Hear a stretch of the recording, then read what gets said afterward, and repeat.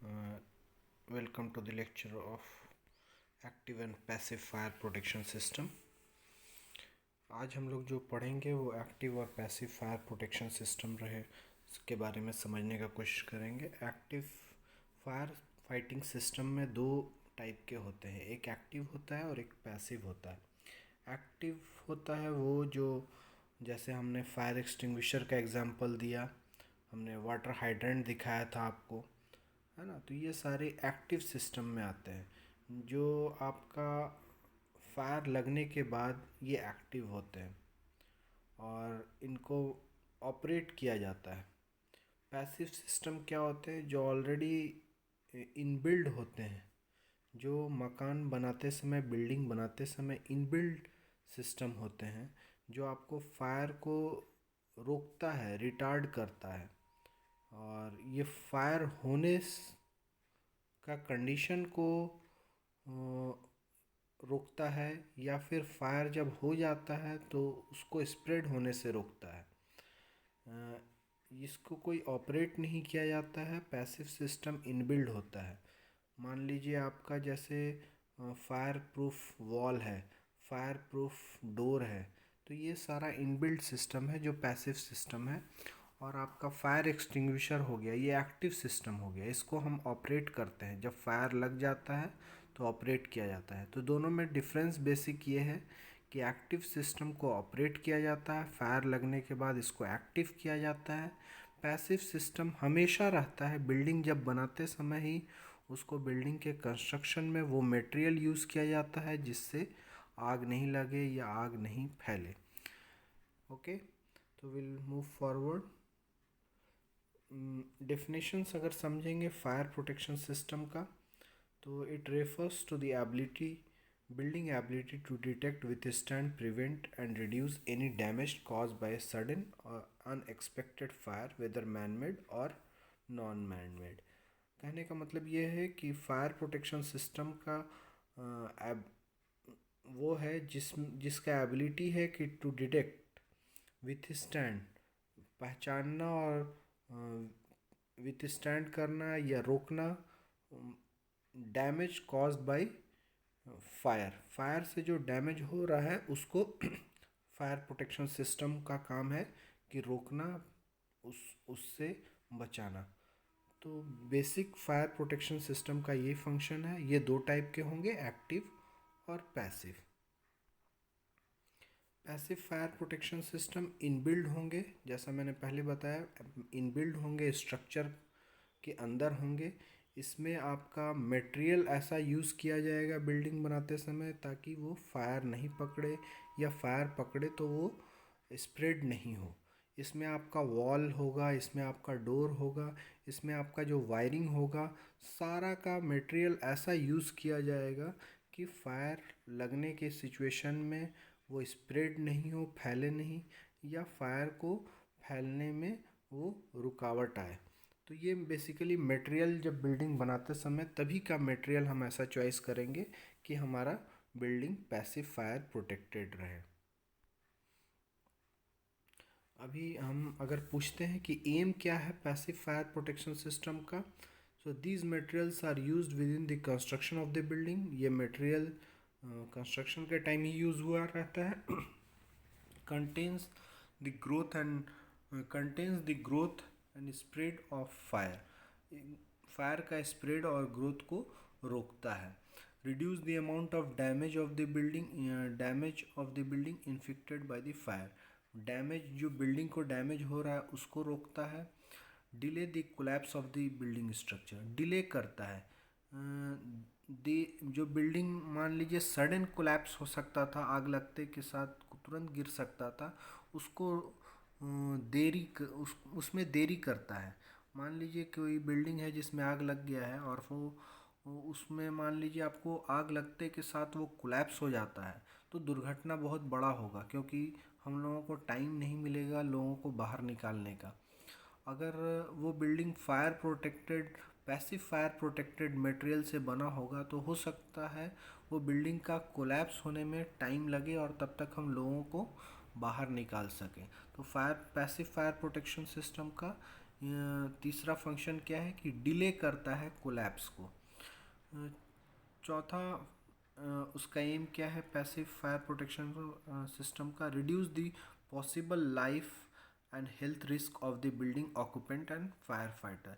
Reduce करता है life का रिस्क का, बोथ फायर फाइटर और ऑक्यूपेंट दोनों जो बचाने जा रहे हैं उनका भी लाइफ को सेव करता है। अगर पैसिव प्रोटेक्टेड है तो वो बिल्डिंग क्या होगा, तुरंत कोलैप्स नहीं होगा, तो जो फायर फाइटर गए हैं अंदर उनका लाइफ कम रिस्क में रहेगा। Therefore, it provides the building the strength to withstand fire for certain period of time, ensuring the safe evacuation of its occupant। तो कहने का तात्पर्य यह है कि हमको समय मिल जाता है बिल्डिंग से इवैक्यूएट करने का, क्योंकि बिल्डिंग सडन कोलैप्स नहीं होगा। तो पैसिव फायर प्रोटेक्शन का ये एम है। आप पैसिव फायर प्रोटेक्शन सिस्टम्स में क्या क्या आते हैं, फायर वॉल्स आते हैं, फायर डोर्स आते हैं, फायर रेजिस्टेंस ग्लासेस आते हैं, फायर रेजिस्टेंस फ्लोर्स आते हैं, ऑक्यूपेंसी सेपरेशंस आते हैं, फायर डैम्पर्स आते हैं। अब एक एक करके हम इसके बारे में समझने का कोशिश करेंगे। ये सारे इनबिल्ड बिल्डिंग स्ट्रक्चर है और स्ट्रक्चरल मटेरियल है जो इनबिल्ड रहेंगे। जब फायर आप बिल्डिंग जब बना रहे हो तभी ये सब मटेरियल का यूज़ करेंगे, फायर वॉल्स का, फायर डोर्स का, ताकि हमारा बिल्डिंग पैसिव फायर प्रोटेक्टेड रहे, है ना। तो अभी पहला देखेंगे केबल कोटिंग। ये फिगर आप देख रहे हो, इसमें पहला फिगर में केबल के ऊपर कोटिंग किया हुआ है। जनरली जहाँ हेवी केबलिंग होता है और बहुत कम स्पेस होता है और बहुत सारे केबल वहाँ से क्रॉस हो रहे होंगे, तो वहाँ पे कोटिंग किया जाता है केबल के ऊपर, और वो कोटिंग फायर प्रूफ करता है केबल को, ताकि केबल में आग नहीं लगे, और अगर अगल बगल में हीट भी हो रहा है तो केबल को नुकसान नहीं हो, है ना। तो ये फायर कोटिंग हो रहा है, केबल के ऊपर कोटिंग कर रहे हैं। ये जनरली सबमरीन में हमेशा देखने को मिलता है, ऐसी केबलिंग रहती है और उसके ऊपर फायर कोटिंग करते हैं, क्योंकि सबमरीन काफ़ी कॉम्पैक्ट होता है और उसमें बहुत तरह के केबल होते हैं और वो सारे केबल के ऊपर कोटिंग किए रहते हैं फायर प्रूफ। फायर स्टॉप्स क्या है, ये जो फिगर देख रहे हैं फायर स्टॉप्स। अभी ये देखेंगे, ये पाइप जो है ये वॉल से या फ्लोर से दूसरे जगह जा रही है। अभी ये फ्लोर से घुस के दूसरे साइड निकल रही है, तो अभी जब ये साइड से अगर ड्रिल करके ये पाइप उधर निकल रहा है तो ड्रिल के बीच में क्या रह जाएगा, गैप रह जाएगा। वो गैप को भरने के लिए फायर स्टॉप्स डाले जाते हैं।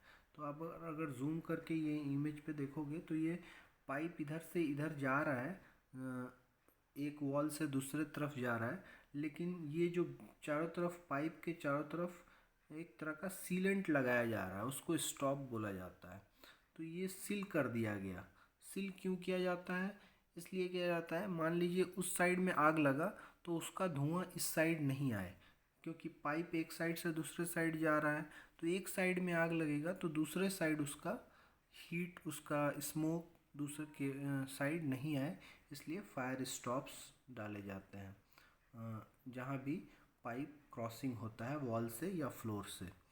फायर ग्लास मतलब ऐसा ग्लास जो फायर या हीट को रेजिस्ट कर सके, रोक सके, तुरंत मेल्ट नहीं हो। फाइबर ग्लास रहेगा तुरंत मेल्ट हो जाएगा। तो ऐसा मटेरियल हो जो जिसका हाई मेल्टिंग टेम्परेचर हो या मेल्टिंग पॉइंट हो, ताकि वो ज़्यादा से ज़्यादा देर तक फायर या हीट को रेजिस्ट कर सके, तुरंत कोलैप्स नहीं हो। तुरंत कोलैप्स होगा तो कैजुअलिटी ज़्यादा होगा, है ना। फायर स्टॉप्स का ये डेफिनेशंस है, पढ़ लीजिएगा आप। इंटुमिसेंट कोटिंग किया जाता है, एक इंटुमिसेंट कोटिंग कहलाता है। इसमें क्या करते हैं कि किसी भी स्टील पे या कोई भी स्ट्रक्चर पे, वॉल पे एक कोटिंग किया जाता है। ये वाला फिगर, सेकंड वाला फिगर देखिए, इस पे एक कोटिंग किया जा रहा है, ये इंटुमिसेंट कोटिंग है। अगर ये कोटिंग नहीं रहेगा तो क्या होगा, देखिए ये पहला वाला आयरन है जिसके ऊपर कोटिंग नहीं है, और ये दूसरे वाले पे कोटिंग किया जा रहा है। कोटिंग करने के बाद आग लगा है इसमें, तो क्या होता है, कोटिंग करने के बाद जब आग लगता है तो ये कोटिंग फैल जाता है, फोम के तरह फूल जाता है। और फूलने से क्या होता है कि अंदर के स्टील को प्रोटेक्ट करता है। तो ये कोटिंग तो देखने में पतला लगता है, जब देख रहे हैं तो नॉर्मल पेंट की तरह कोटिंग रहता है, लेकिन आग लगते ही, हीट लगते ही ये कोटिंग फैल जाता है। और फैलने के बाद ये अंदर के आयरन को हीट होने से बचाता है। तो अगर कोटिंग नहीं होगा तो ये अंदर का आयरन मान लीजिए हीट होके 30 मिनट के अंदर वो बेंड हो जाएगा। लेकिन अगर इसके ऊपर कोटिंग किया हुआ है तो ये फूल जाएगा कोटिंग, और अंदर का आयरन को ज़्यादा टाइम तक सेफ रखेगा। और मान लीजिए 30 मिनट में पहले अगर फेल हो जा रहा था, या आयरन टूट जा रहा था या मेल्ट हो जा रहा था, तो अब ये 60 मिनट या 90 मिनट या 120 मिनट या 180 मिनट तक सेफ रहेगा। तो हमको 30 मिनट के जगह पे 180 मिनट तक का समय मिल सकता है लोगों को बाहर निकालने का। बिल्डिंग का में अगर ऐसा आयरन दिया हुआ है और जिसके ऊपर कोटिंग किया हुआ है, तो वो बिल्डिंग ज़्यादा देर तक खड़ा रहेगा पूरा आग लगने के बाद भी। तो मेरा मेन पर्पस ये था ये कोटिंग का, कि हमको ज़्यादा टाइम मिले बिल्डिंग में इवैक्यूएट करने का, लोगों को बाहर निकालने का, है ना, ताकि हम कैजुअलिटी को कम कर सकें। तो मेन पर्पस है ये पैसिव प्रोटेक्शन सिस्टम का। इनबिल्ड होगा ये सिस्टम में, बिल्डिंग में इनबिल्ड स्ट्रक्चरल मटेरियल ऐसा यूज़ करें ताकि हमको ज़्यादा से ज़्यादा समय मिले इवैक्यूएट करने का, और बिल्डिंग तुरंत कोलैप्स नहीं हो, फायर को थोड़ा देर तक डिले कर सकें। इंटुमिसेंट सीलिंग, इंटुमिसेंट कोटिंग देखे थे, इंटुमिसेंट सीलिंग होता है। सील कहाँ करते हैं, जहाँ पे लीक हो रहा है, जहाँ पे एक जगह से दूसरे जगह कंपार्टमेंट में पाइप एक कंपार्टमेंट से दूसरे कंपार्टमेंट में जा रहा है, तो वहाँ पे सीलिंग करते हैं। इंटुमिसेंट का मतलब ही होता है ऐसा कोटिंग, ऐसा सीलेंट जो फायर प्रूफ हो और या फायर को रोके। तो जैसा इंटुमिसेंट कोटिंग काम करता है कि हीट लगने के बाद फूल जाता है, वैसे ही इंटुमिसेंट सीलेंट भी काम करेगा। हीट लगने के बाद ये फूल जाएगा और ये फायर को प्रोटेक्ट करेगा, फायर से प्रोटेक्ट करेगा। तो आप अभी समझो fire stops spray, fire stops spray भी उसी तरह से काम करता है। जहाँ जहाँ गैप है या पूरे सरफेस पे फायर स्टॉप्स स्प्रे लगा देते हैं। वो मटेरियल क्या करता है, प्रोटेक्ट करता है फायर से। प्रोटेक्ट इन द सेंस कि वो डिले करता है कोलैप्स को। फायर तो होगा, फायर मान लीजिए जो ईंधन रखा हुआ उसमें तो आग पकड़ा है, लेकिन ये सारे बिल्डिंग मटेरियल में लगा देने से क्या होता है कि बिल्डिंग को कोलैप्स होने के लिए समय मिल जाता है और डिले होता है प्रोसेस को। मोटर फॉर लार्ज ओपनिंग, अगर ज़्यादा बड़ा ओपनिंग है तो उस पर सीमेंट का जो हम लोग बोलते हैं मसाला, सीमेंट का मसाला को बोलते हैं मोटर। तो मोटर जो है वो उससे ढलाई कर दिया जाता है, ताकि जैसे मान लीजिए ये जो क्या है, ये सारा पाइप है जो एक जगह से दूसरे जगह, एक फ्लोर से दूसरे फ्लोर में जा रहा है। मान लीजिए ये वाला फ्लोर है और ये फ्लोर से नीचे जा रहा है पाइप, तो अभी पाइप के साइड साइड में गैप रह जाएगा।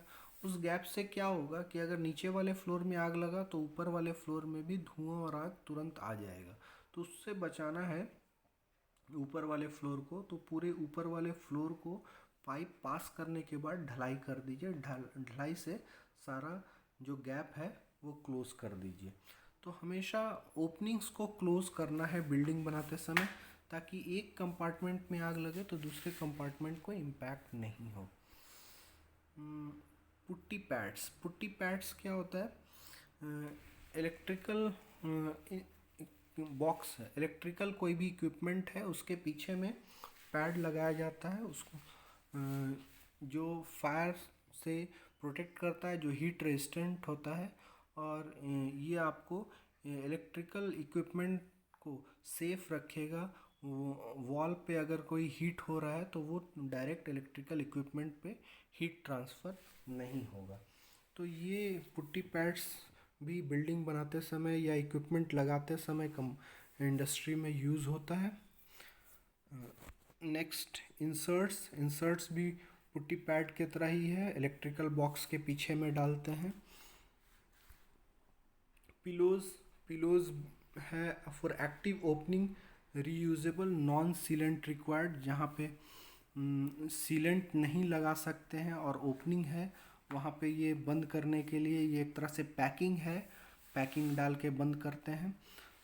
मेन पर्पस ये पैकिंग करने का ये है कि एक कंपार्टमेंट को दूसरे कंपार्टमेंट से आइसोलेट करना। अभी नेक्स्ट फिगर में आपको दिखाएंगे आगे कैसे एक कंपार्टमेंट को दूसरे कंपार्टमेंट से क्लोज करते हैं। फायर डोर्स क्या करता है, आप लोग सिनेमा थिएटर या मॉल में देखे होंगे, इस टाइप का डोर रहता है। ये डोर क्या करता है, फायर को, स्मोक को, हीट को अगर ये बंद कर दिए तो दूसरे गेट से बाहर नहीं जाने देगा। तो अगर मान लीजिए अंदर में आग लगा है और सबको निकाल के अगर डोर बंद कर दिए तो ये कंपार्टमेंट पूरा लॉक हो गया और हीट या फायर या स्मोक कुछ भी इससे बाहर नहीं निकलेगा। तो बाहर नहीं निकलेगा तो दूसरे कंपार्टमेंट में आग स्प्रेड नहीं होगा। फिर हमको उतना समय मिल जाएगा, फायरमैन को बुलाकर हम इस कंपार्टमेंट की आग को बुझाया जा सकता है। तो पूरे बिल्डिंग में स्प्रेड नहीं हो इसलिए जगह जगह पे फायर डोर लगे रहेंगे और फायर डोर से कंपार्टमेंट को क्लोज कर दिया जाएगा, एक कंपार्टमेंट को दूसरे कंपार्टमेंट से अलग कर दिया जाएगा। तो ये फायर डोर हो गया। ये देखिए कंपार्टमेंट का कॉन्सेप्ट। ये फिगर देखिए, अगर इसमें फायर जो लगा हुआ है ऊपर वाले कंपार्टमेंट में लगा हुआ है तो नीचे वाला कंपार्टमेंट हमारा सेफ़ है। क्यों सेफ़ है, क्योंकि बिल्डिंग बनाते समय हमने ध्यान रखा है कि पूरा बिल्डिंग पैसिव प्रोटेक्टेड है। पैसिव प्रोटेक्टेड का मतलब कि एक कंपार्टमेंट में आग लगा तो स्मोक दूसरे कंपार्टमेंट में या हीट दूसरे कंपार्टमेंट में नहीं गया, है ना। इसमें हम लोग क्या क्या यूज़ किए होंगे, फायर डोर यूज़ किए होंगे, सीलेंट यूज़ किए होंगे, इंटुमिसेंट सीलेंट यूज़ किए होंगे, पिलोज यूज़ किए होंगे। जो जो हमने देखा पीछे में वो सारे चीज़ का यूज़ करके इस कंपार्टमेंट को और इस कंपार्टमेंट को आइसोलेट रखा गया है। तो ये बिल्डिंग बनाते समय ही ध्यान रखा गया होगा कि अगर कभी इस कंपार्टमेंट में आग लगे तो इस कंपार्टमेंट में नहीं जाए, ये सारा ध्यान बिल्डिंग बनाते समय ही रखा गया। उसी तरह इसमें अगर फायर कंपार्टमेंट 1 में अगर आग लगा तो 2 में आग नहीं लगे, ये बिल्डिंग बनाते समय ही ध्यान रखा गया होगा। एक्टिव फायर प्रोटेक्शन सिस्टम, अभी हमने पैसिव देख लिया। एक्टिव फायर प्रोटेक्शन सिस्टम वो होता है जो बिल्डिंग बनाते समय ध्यान में नहीं रखा जाता है।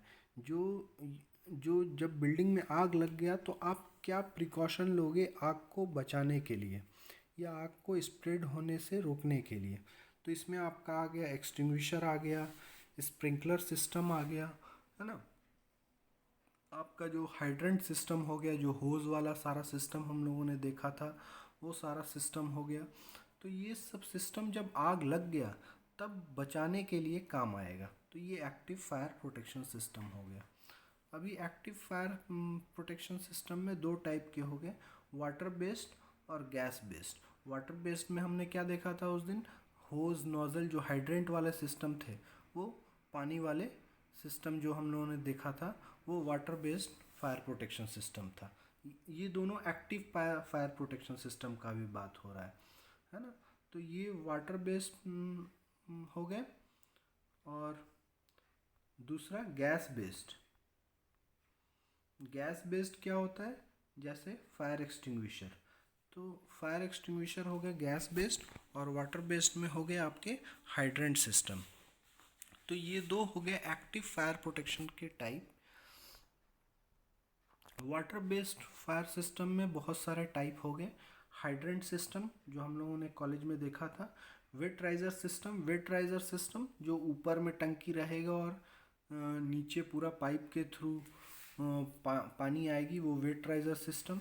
हमने बताया था ड्राई राइजर सिस्टम भी। ड्राई राइजर सिस्टम में कोल्ड कंट्रीज़ में यूज़ होता है जहाँ नीचे में टैंक होता है और जब ज़रूरत पड़ता है तो टैंक को पंप के थ्रू पानी टैंक में से पाइप में फोर्स किया जाता है। तो वेट राइजर सिस्टम में हमेशा पानी पाइप में रहता है क्योंकि टंकी ऊपर रहता है और हमेशा पाइप में पानी रहेगा। तो ड्राई राइजर सिस्टम में क्या होगा, जो पाइप रहेगा, पाइप पूरा हाइड्रेंट सिस्टम आपका ड्राई रहेगा और टंकी बेसमेंट पे रहेगा। जब ज़रूरत पड़ेगा तो मोटर चलाएंगे और पंप के थ्रू पानी को फोर्स करेंगे पाइप में, थ्रू नोज़ल उसको बाहर भेजेंगे। तो ड्राई राइजर और wet riser system water based active protection system है। स्प्रिंकलर सिस्टम है ना, फव्वारा जिसमें निकलता है, स्प्रिंकलर सिस्टम में आता है। स्प्रे सिस्टम, स्प्रे रहेगा, वाटर स्प्रे रहेगा। फोम सिस्टम, फोम टाइप हमने देखा था फायर एक्सटिंग्विशर, तो वाटर बेस्ड फायर सिस्टम और फोम बेस्ड फायर एक्सटिंग्विशर भी हमने देखा था पहले लेक्चर्स में एक्सटिंग्विशर के। तो वो सारे water based active protection system में आ जाएंगे। गैस बेस्ड में सारे जो हमने ड्राई केमिकल पाउडर देखे थे, CO2 देखे थे, तो ये सारे gas based fire extinguisher system है ना। तो गैस बेस्ड में क्या रहेंगे, सिलेंडर रहेंगे और पूरा पाइप का सिस्टम लगा रहेगा। जब आग लग गया तो ये जो सिलेंडर है इससे गैस CO2 गैस निकलेगा और ये थ्रू दिस नोज़ल ये स्प्रेड होगा। तो गैस बेस्ड फायर सिस्टम भी एक्टिव फायर सिस्टम है। ये हाइड्रेंट सिस्टम है। इसमें देखिए जगह जगह पे नोज़ल दिया हुआ है जहाँ से वाटर स्प्रे होगा। वेट राइजर सिस्टम जो हमने समझाया था, बिल्डिंग के ऊपर में टैंक रहेंगे और वहाँ से पानी कंटिन्यूअस पाइप में रहेगा। जब ज़रूरत पड़ेगा नोज़ल ओपन करना है, पंप ओपन करना है और प्रेशर से पानी फ्लो होगा। अगर पंप नहीं ओपन करेंगे तो भी हमको पानी मिलेगा लेकिन प्रेशर में नहीं मिलेगा। तो पंप इसमें रहता है सिर्फ प्रेशर बढ़ाने के लिए, लेकिन पानी हमेशा पाइप में रहेगा। आप खोलोगे नोज़ल, यहाँ पे नीचे में नोज़ल रहेगा, खोलोगे तो पानी मिलेगा, लेकिन प्रेशर बढ़ाने के लिए पंप दिया रहता है। ऑटोमेटिक स्प्रिंकलर सिस्टम, ये स्प्रिंकलर सिस्टम है। ये जनरली ऑफिस वगैरह में, मॉल्स में आप देखोगे ऐसे छोटे छोटे ऊपर में स्प्रिंकलर लगे रहेंगे, रूफ पे, छत पे, सीलिंग में।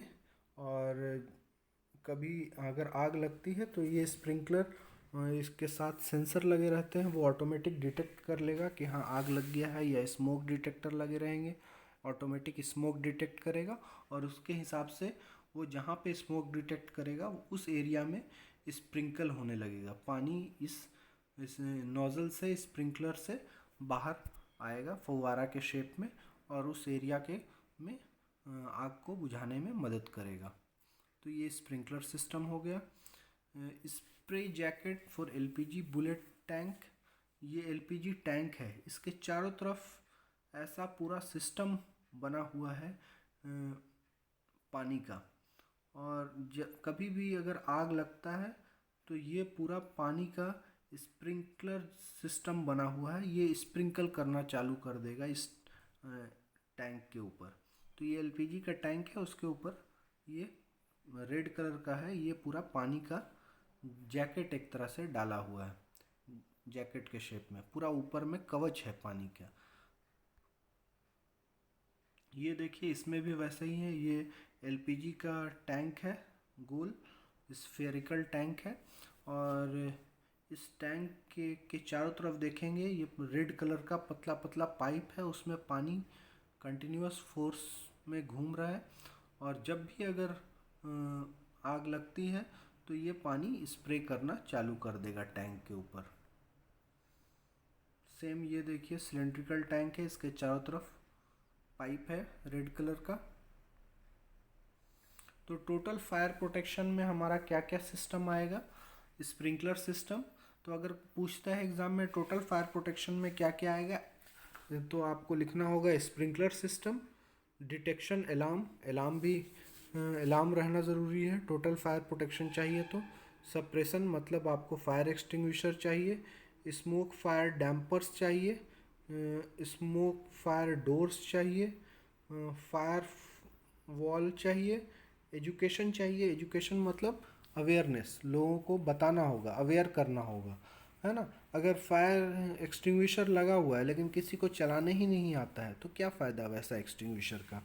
तो एजुकेशन भी ज़रूरी है, अवेयरनेस भी, लोगों को जागरूक भी करना है कि कैसे बचना है, उसका अवेयरनेस क्रिएट करना है और फायर स्टॉप करना है, फायर को रोकना है।